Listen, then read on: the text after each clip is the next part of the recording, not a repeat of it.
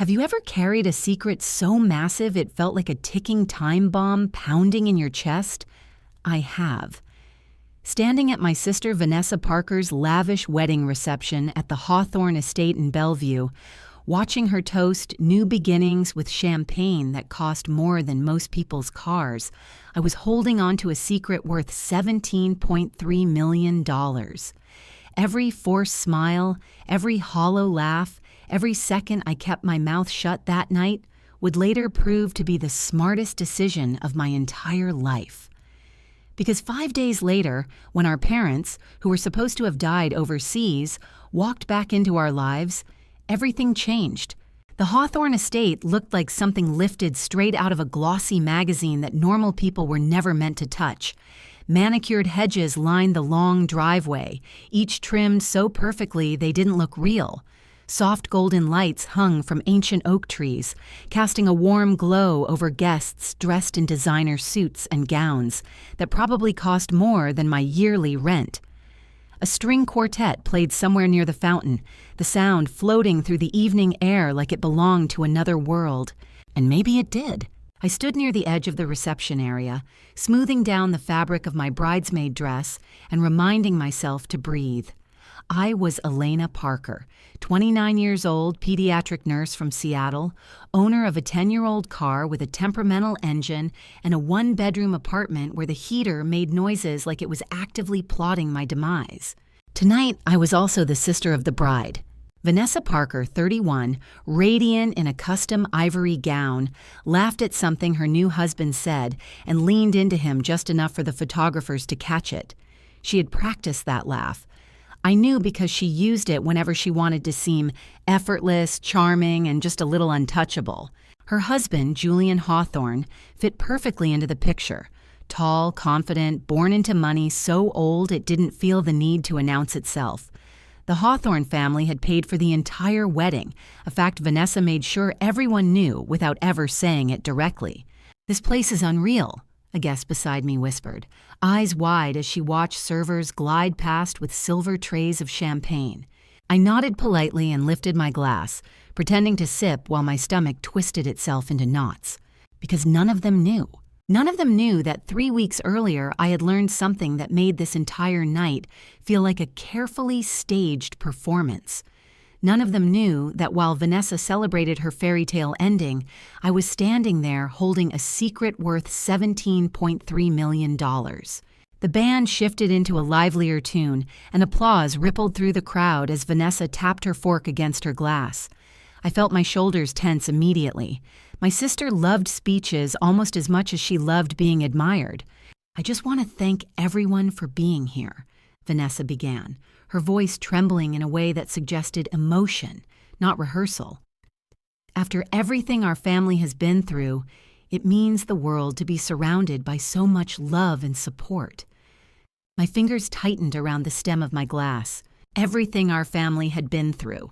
3 months ago, our parents were supposed to have died in a car accident overseas.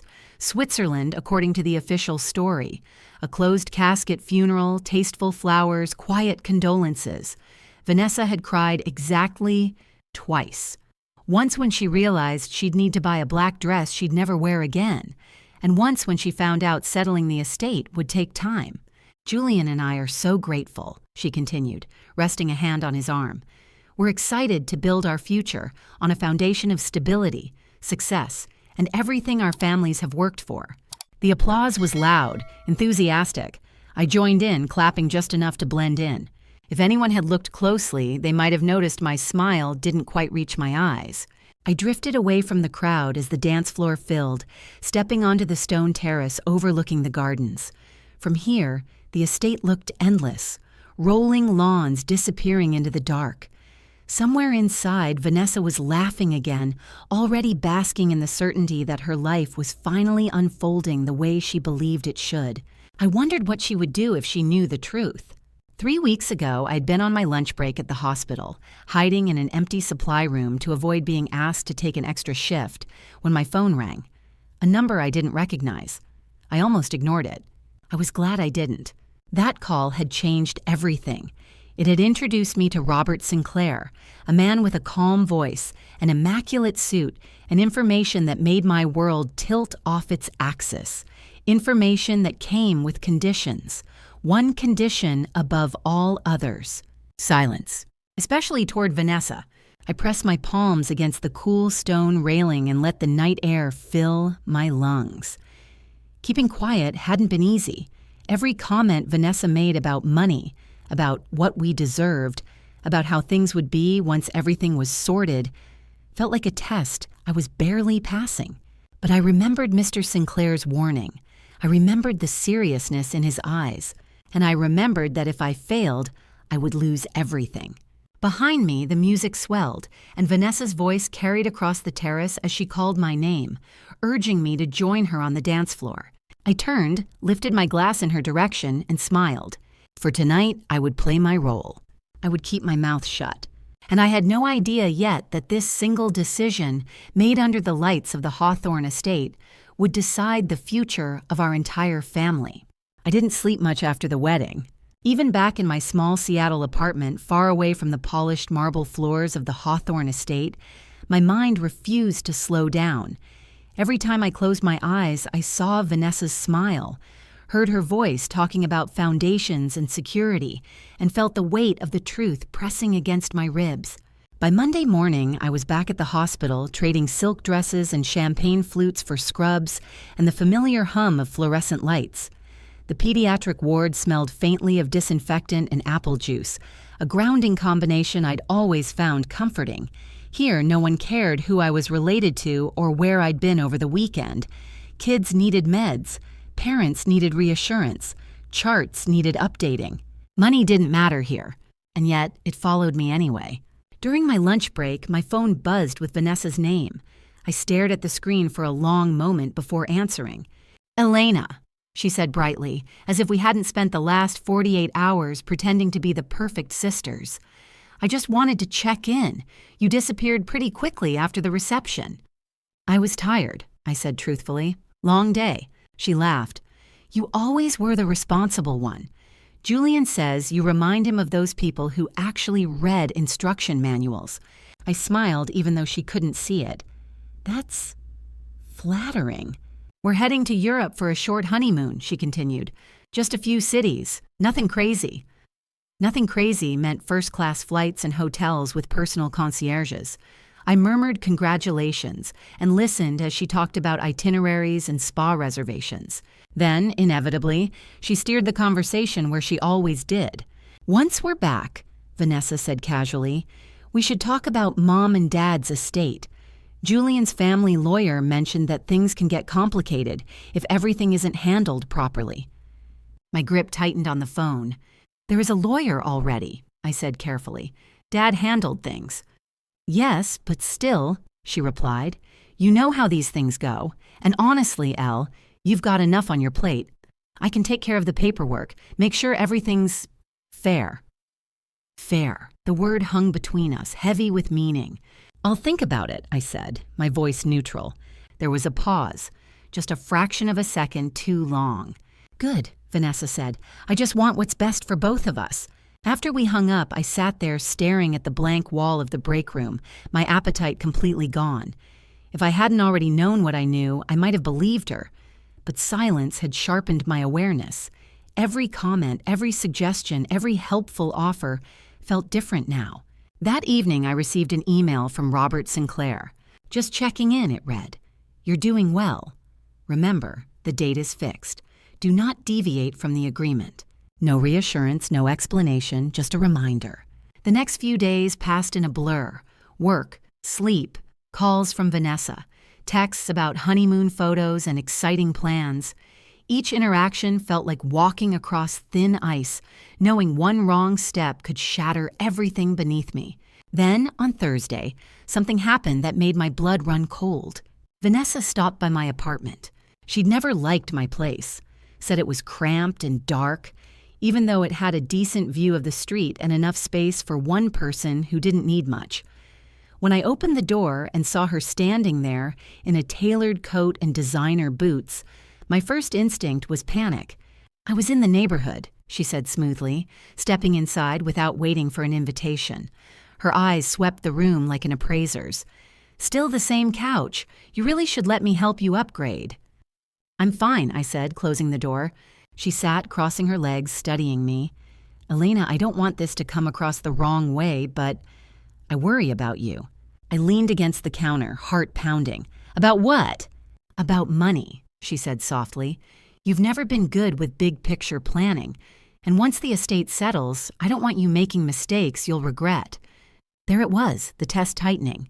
"I trust Dad's arrangements," I said, "whatever he decided." Her lips pressed together briefly. "You always were idealistic." She reached into her bag and pulled out a slim folder, setting it on the table between us. "These are just preliminary documents, nothing official. But if you sign them later, it would make things easier for everyone." I didn't touch it. "I'll look at them another time," I said. Vanessa studied me, something sharp flickering behind her eyes before her smile returned. "Of course, no rush." When she finally left, the apartment felt smaller than ever. I locked the door and slid down against it, breathing hard. That night, I didn't doubt myself anymore. Whatever my parents had planned, whatever this silence was meant to reveal, it was already working. Vanessa wasn't waiting for answers. She was positioning herself to take control. And I understood, with absolute clarity, why keeping quiet wasn't just a condition of the inheritance. It was the test, and it was far from over. By the end of the week, silence had become a discipline. I measured every word before I spoke, every expression before it crossed my face. At work, I was calm, focused, exactly the nurse my colleagues expected me to be. At home, I replayed conversations in my head, searching for cracks I might have missed. Vanessa was patient, but it was the kind of patience that felt practiced, like she was waiting for a door to unlock. On Saturday morning, my phone buzzed with a text from her. "Brunch tomorrow? Julian wants to spend more time as a real family." I stared at the screen longer than necessary. Declining would raise questions. Accepting would mean another performance. "Sure," I typed back. "What time?" Brunch was at a restaurant overlooking Lake Washington, all glass walls and minimalist decor, the kind of place where menus didn't list prices and the servers spoke in hushed, reverent tones. Vanessa was already there when I arrived, sitting beside Julian, her hand resting lightly on his arm as if to remind the world she belonged exactly where she was. "Elena," Julian said warmly, standing to hug me. "Good to see you." "Congratulations," I replied, because that was still the correct thing to say. Vanessa smiled, radiant and controlled. "We ordered for you. Hope that's okay." It wasn't, but I nodded anyway. The conversation stayed safely shallow at first. Honeymoon stories, travel plans, Julian's upcoming investment meetings. Vanessa's laugh rang out at all the right moments, and I played my part, asking polite questions, sipping coffee, keeping my secret locked behind my teeth. Then Julian leaned back in his chair, folding his hands. "Vanessa tells me you've been hesitant about discussing the estate." My pulse spiked. "I don't see a rush," I said. "Dad always believed in doing things carefully." "Of course," Julian said smoothly, "but timing matters. Markets shift. Opportunities don't wait." Vanessa tilted her head, studying me. "Julian just worries. We both do. Worry, another carefully chosen word." "I appreciate that," I said, "but I'm comfortable waiting until everything's official." Julian exchanged a glance with Vanessa, subtle but unmistakable. Something passed between them, silent and efficient. "Well," Vanessa said lightly, "we'll talk again soon." After brunch, I walked along the waterfront alone, letting the cold air clear my head. It was happening exactly as Mr. Sinclair had warned. Pressure disguised as concern, control masked as generosity. That evening, my phone rang again. "Unknown number," I answered, already bracing myself. "Miss Parker," a woman said crisply. "This is Diane Morales, assistant to Julian Hawthorne's legal counsel. We'd like to schedule a brief meeting to discuss family assets." My chest tightened. "I already have representation." There was a pause. This would be informal. "No," I said, firmer than I felt. "Anything regarding my parents' estate goes through their lawyer." Another pause, longer this time. "Very well," she said. "We'll be in touch." When the call ended, my hands were shaking. That night, I dreamed of doors closing, of voices calling my name from behind walls I couldn't see through. I woke up before dawn and sat on the edge of my bed, staring at the gray light creeping through the window. 5 days. That was all that remained. On Monday, I received another email from Mr. Sinclair. Short, precise. 2 days. Stay steady. I didn't reply. On Tuesday afternoon, Vanessa showed up at the hospital. I was halfway through a shift when the charge nurse tapped my shoulder. "There's a woman asking for you. Says it's urgent." I knew before I saw her. Vanessa stood near the nurse's station, impeccably dressed, completely out of place among the beeping monitors and tired parents. Her eyes flicked around the ward, taking everything in with faint disapproval. "Elena," she said, forcing a smile, "we need to talk." "Not here," I said quietly. She followed me into an empty consultation room, closing the door behind her. "This can't wait," she said, dropping the pleasant tone. "Julian's lawyer says delays can cause complications. I need to know where you stand." "I've already told you," I replied. "I'm waiting." "For what?" Her voice sharpened. "For something that may not even exist?" I held her gaze. Dad had a plan. She exhaled sharply, frustration slipping through the cracks. "You always hide behind that. You think trusting people makes you noble, and you think controlling everything makes you safe," I said before I could stop myself. Her eyes narrowed. For a moment, the room felt too small to contain us. "Just remember," Vanessa said coldly, "family looks after its own." Then she turned and walked out. That night, alone in my apartment, I checked the calendar again. Tomorrow. Whatever was coming, it was close enough now that I could feel it in my bones. The pressure, the waiting, the truth straining against the silence. I didn't know exactly how it would end, but I knew this much with absolute certainty. The moment was almost here, and when it arrived, nothing in our family would ever be the same again. The morning everything changed started like any other.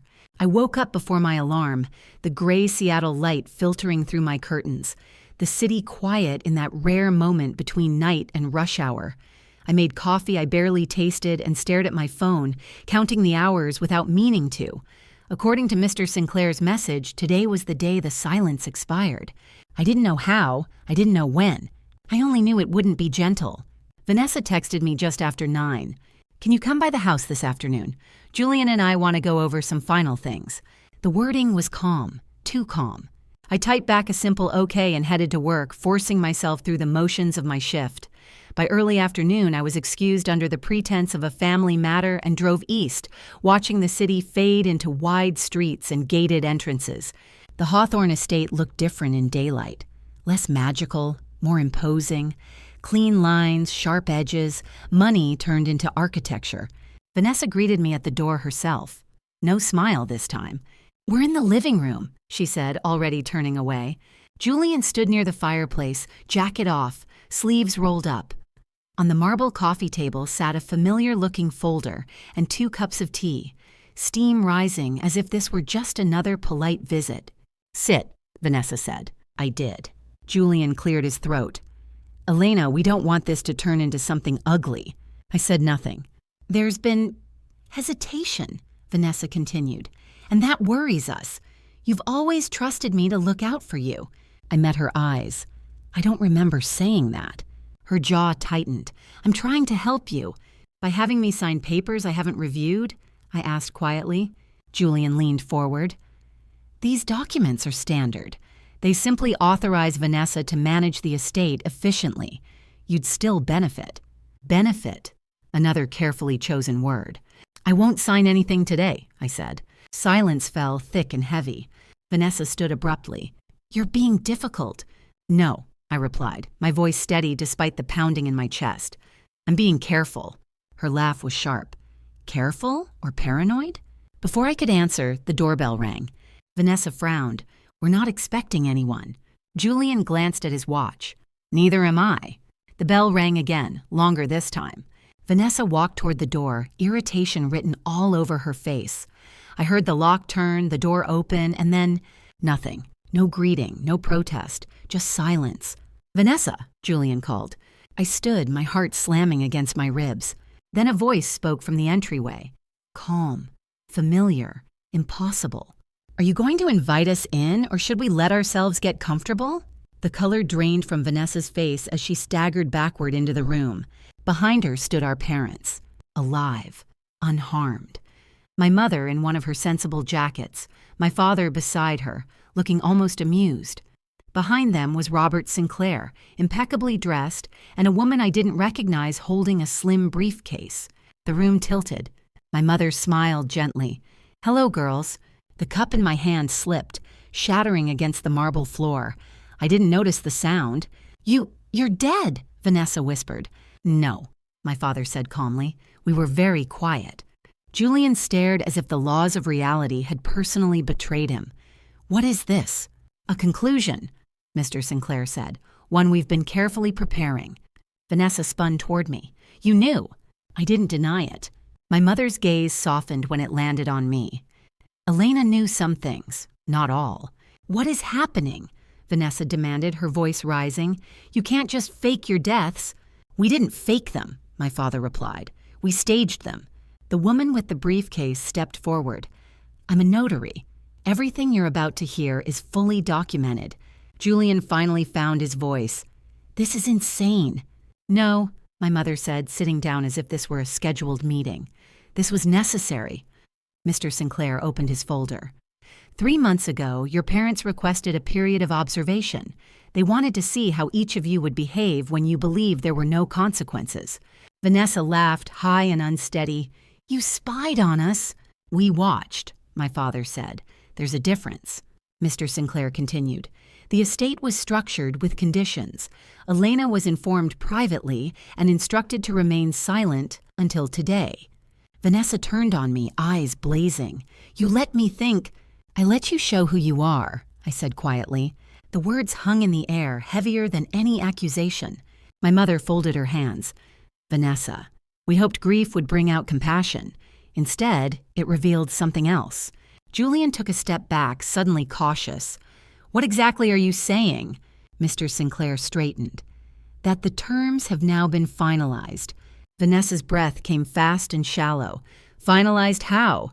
My father looked at her steadily. "Exactly as you earned." And in that moment, I understood. The silence hadn't just protected the money. It had exposed the truth. And this was only the beginning. Vanessa's mouth opened, then closed again, as if her thoughts were colliding before they could escape. For the first time in my life, she looked genuinely lost. "Earned?" she repeated. "What does that even mean?"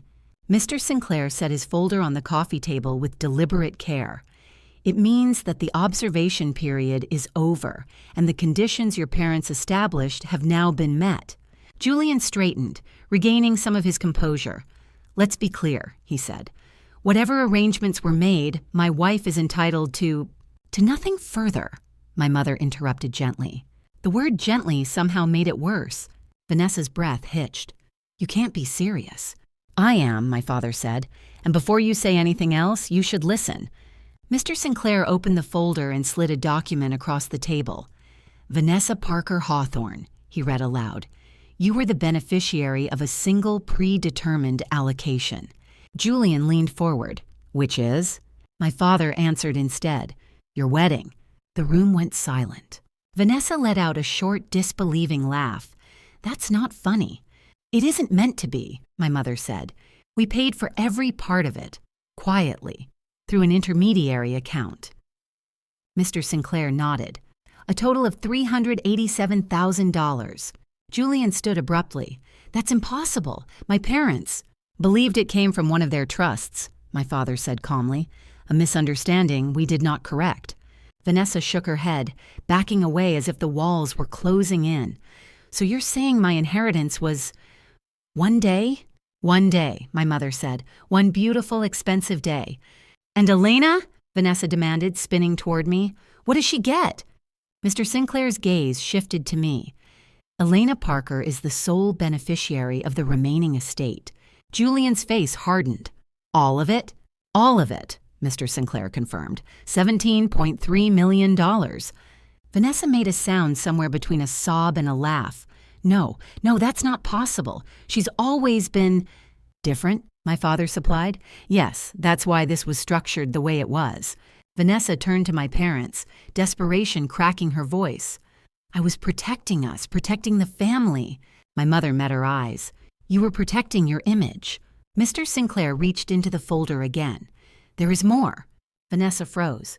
During the observation period, he continued, several interactions were recorded. Julian stiffened. Recorded how? My father didn't answer. Mr. Sinclair tapped a button on a small tablet, and suddenly Vanessa's voice filled the room. She'll sign whatever we put in front of her. Elena's always been too trusting. Vanessa screamed, "Turn that off!" Another clip played. Vanessa in our parents' house, rifling through drawers. Old people always hide money somewhere. Julian's face drained of color. Then a third. Once we get access, we can manage Elena's portion for her, take a reasonable fee. The silence afterward was deafening. Vanessa sank onto the couch, shaking. You spied on me. We watched, my mother said again, because we needed to know. Julian backed away, eyes darting between everyone in the room. This is insane. You manipulated us. You tried to manipulate your sister, my father replied evenly. The difference is, you failed. Julian turned to me then, his expression sharp. You could have stopped this. I met his gaze. I was told to keep quiet. And you did, my mother said softly, even when it hurt. Vanessa looked up at me, tears streaking her face. You let me humiliate myself. No, I said quietly. You did that on your own. Julian exhaled slowly, anger shifting into calculation. So what happens now? Mr. Sinclair closed the folder. Now, the estate is transferred in full. Vanessa has also signed documents, at her wedding, that waive any right to contest. Vanessa's head snapped up. What documents? The ones you believed were amendments, Mr. Sinclair said. They were final. Julian swore under his breath. You tricked me, Vanessa whispered. No, my mother said. We tested you, and you chose. Julian stepped back, distancing himself physically now. I need to call my lawyer. Of course, my father said. You'll find everything is airtight. Julian didn't look at Vanessa as he headed for the door. When it slammed shut, the sound echoed through the house like a verdict. Vanessa stared at the floor, her perfect life collapsing in real time. I lost everything, she whispered. My mother stood and placed a hand on her shoulder. You lost what you tried to take. The room grew quiet, and for the first time since the secret had begun, I felt the weight lift, not because I had won, but because the truth was finally out. Whatever came next, it would be real, and there was no hiding from it anymore. Julian didn't come back. The front door closed behind him with a finality that felt heavier than the money, heavier than the truth, heavier than everything that had led us to this moment. Vanessa sat motionless on the couch, staring at the carpet as if it might offer an explanation none of us could give. My parents didn't rush her. They never had. Silence, apparently, was something they believed in deeply. I need a minute, Vanessa said finally, her voice thin and brittle. You can take all the time you need, my mother replied. But we're not leaving. Vanessa laughed softly, without humor. Of course you're not. She stood and paced the room, heels clicking against the marble floor. The same floor she'd bragged about to friends, the same floor she'd imagined raising children on. Every step looked unsteady now. So that's it, she said, turning back toward us. You faked your deaths, watched me fall apart, and decided I wasn't worth it. That's not what happened, my father said. Isn't it? Her eyes flashed. You let me grieve you. My father nodded. Yes, and that's the part I regret the most. The admission landed hard. We never intended to hurt you, my mother added. We wanted to understand you. Vanessa's shoulders sagged. And now you do. Yes, my mother said quietly. Now we do. I stayed silent, unsure where I fit in this conversation. For weeks, I'd been bracing for impact. Now that it had come, I felt oddly detached, like I was watching the aftermath of a storm rather than standing in it. Mr. Sinclair cleared his throat. There are still practical matters to address. Vanessa shot him a glare. Of course there are. He didn't flinch. The transfer to Elena will be completed within 48 hours. You will also receive a full accounting of the wedding expenses, as those funds were dispersed from your parents' accounts. Vanessa flinched at the word accounting. And after that, she asked. That, my father said, is up to you. Vanessa looked at him sharply. What does that mean? It means, he continued, that while the financial matter is settled, the family matter is not. She laughed again, this time bitter. You think this is something we can just talk through? No, my mother said. We think it's something you'll have to live through. The room went quiet again. Vanessa sank back onto the couch, covering her face with her hands. For a long moment, she didn't speak. When she finally did, her voice was muffled. I thought money was security, she said. I thought if I could control it, I'd be safe. My mother sat beside her. That's a very human mistake. Vanessa looked up at her, eyes red. Why does she get everything? My mother glanced at me, then back to Vanessa. Because Elena chose restraint when she had power. Vanessa turned toward me slowly. You could have told me. I swallowed. I could have, but then I would have lost it all. And you didn't trust me enough to risk that, she said. I trusted you enough to let you show me who you were, I replied softly. The words weren't meant to wound, but they did. Vanessa looked away. I don't know who I am without this. That, my father said gently, is something money was never supposed to define. Mr. Sinclair checked his watch. I'll give you privacy. The notary and I will wait in the car. When they left, the house felt strangely hollow, as if it had already begun shedding the life Vanessa imagined for it. I don't hate you, Vanessa said suddenly, looking at me. I don't know if that helps. It does, I said honestly. She nodded once, then turned to our parents. You destroyed my marriage. No, my father said calmly. Your marriage was built on assumptions. We removed them. Vanessa closed her eyes. After a while, she stood. I need to be alone. My mother hesitated, then nodded. We'll be here when you're ready.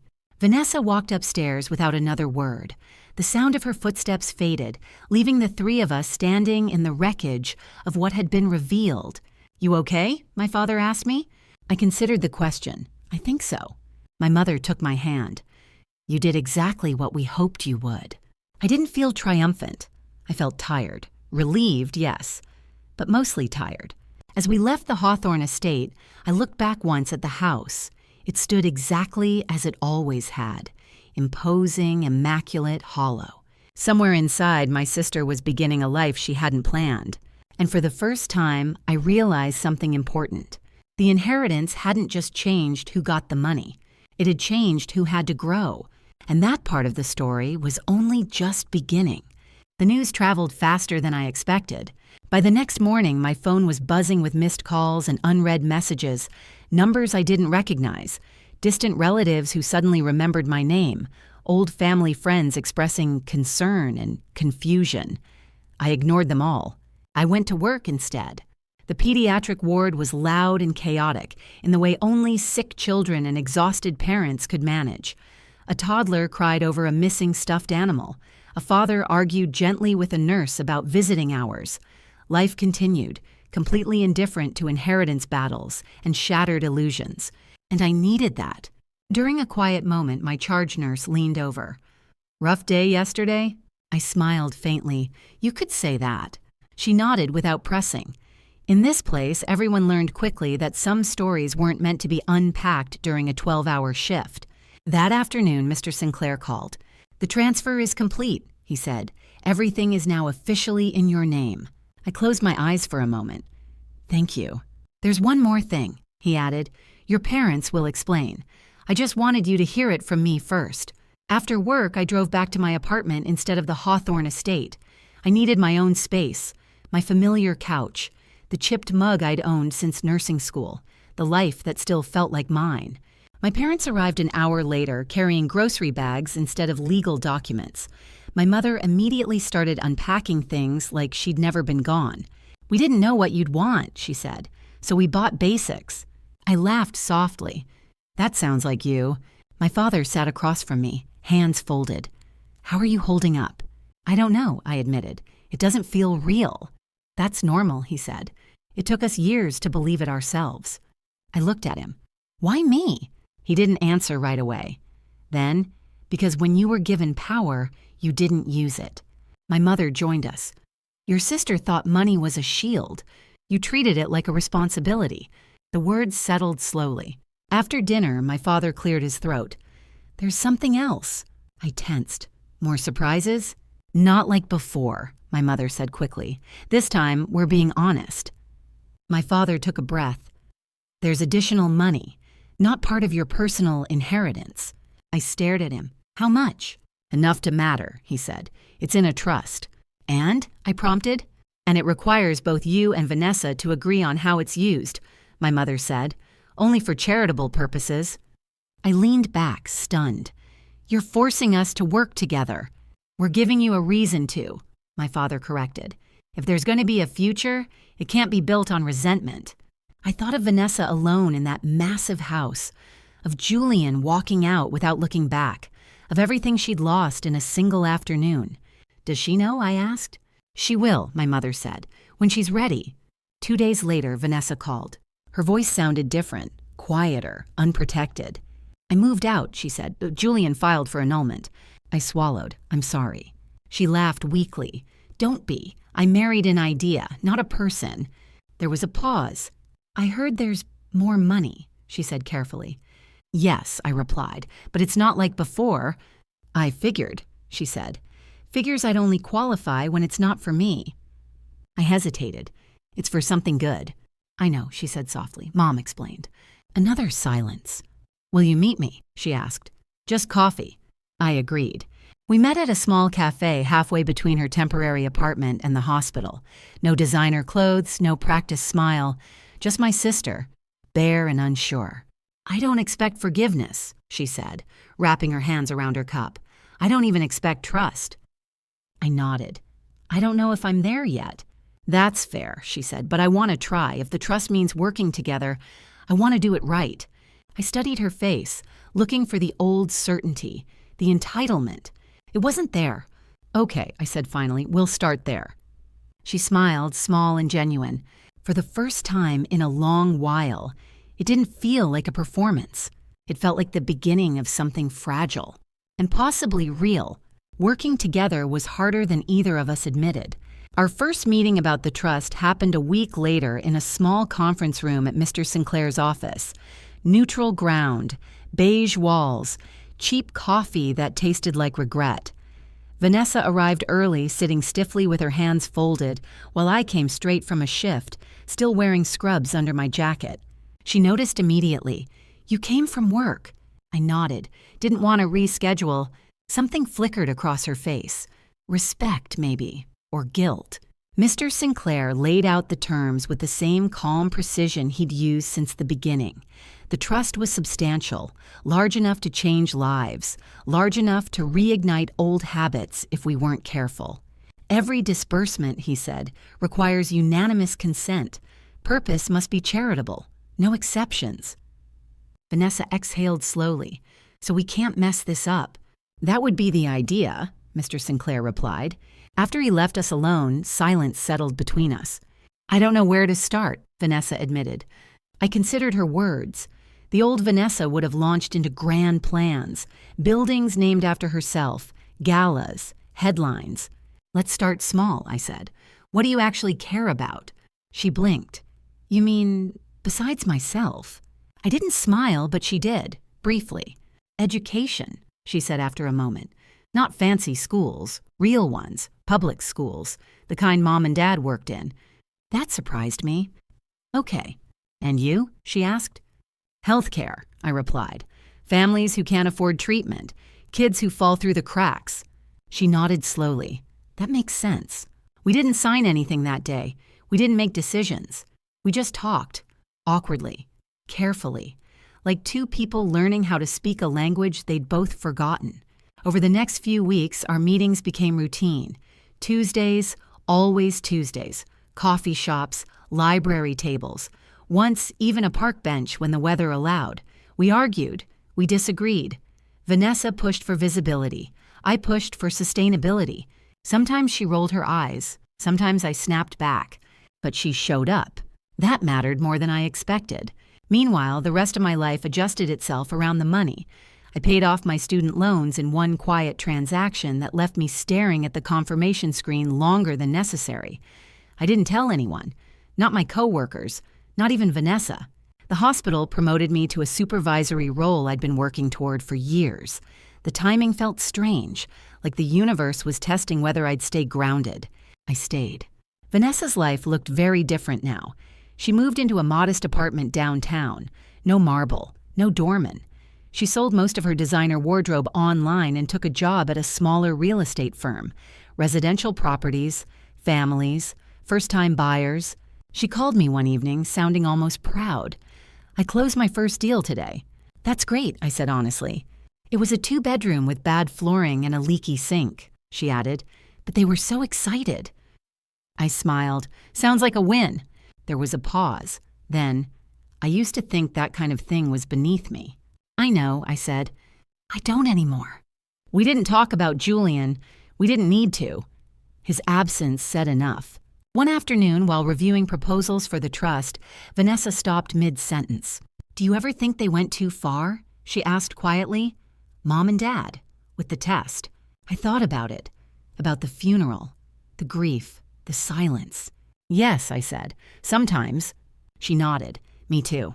"But," I added, "I also think we might have ended up worse if they hadn't." She didn't argue. The first disbursement from the trust went to a joint project, a scholarship fund for nursing students and aspiring teachers from low-income backgrounds. Vanessa insisted we keep our names off it. "Let it be about them," she said, "not us." That was new. When the paperwork was finalized, Mr. Sinclair shook our hands. "You're doing well," he said, "both of you." Afterward, Vanessa and I walked out together into the afternoon light. "You know," she said, "I used to think inheritance was about what you received." I glanced at her. "And now?" "Now I think it's about what you're trusted with." I nodded. That night, alone in my apartment, I opened my laptop and reviewed the account balances again.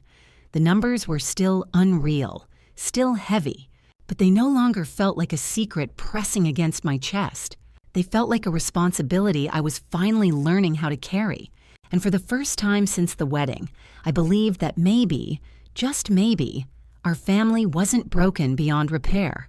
It was rebuilding, slowly, together. The first time the money made me uncomfortable wasn't when I saw the numbers. It was when people started acting like I was someone else. A week after the scholarship fund launched, my name appeared in a small local article. Nothing flashy, just a paragraph about a private donor supporting education and healthcare initiatives. Still, it was enough. Coworkers looked at me differently. Conversations stopped when I walked into break rooms. Compliments felt heavier, like they came with expectations. I hated it. One afternoon, a parent pulled me aside after I finished checking her daughter's IV. "You're the one from the article, aren't you?" she asked softly. "The donor." I hesitated, then nodded. She squeezed my hand. "Thank you." That should have felt good. Instead, it made my chest ache. That night, I called Vanessa. "Does it ever feel like the money is louder than you are?" I asked. She didn't answer right away.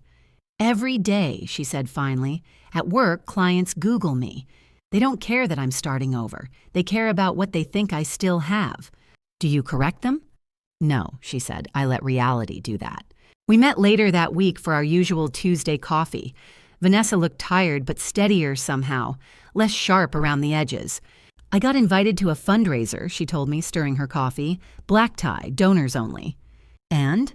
"I declined," she said. "I volunteered instead." I looked up, surprised. "Don't get used to it," she added quickly, "but it felt right." I smiled. "I'm proud of you." She met my eyes. "That means more than you think." As the months passed, the trust became less of a project and more of a rhythm. Review applications, debate impact, approve funding, follow up. Vanessa proved meticulous, almost obsessively so. I realized she was channeling the same control she once used for status into something that actually mattered. One evening, while reviewing a proposal for a rural clinic expansion, she paused. "This would have helped, Mom," she said quietly. I nodded. That's what I thought too. Silence stretched between us, but it wasn't uncomfortable. Our parents kept their distance, checking in once a week, never offering opinions unless asked. When they did, it was thoughtful, restrained, almost apologetic.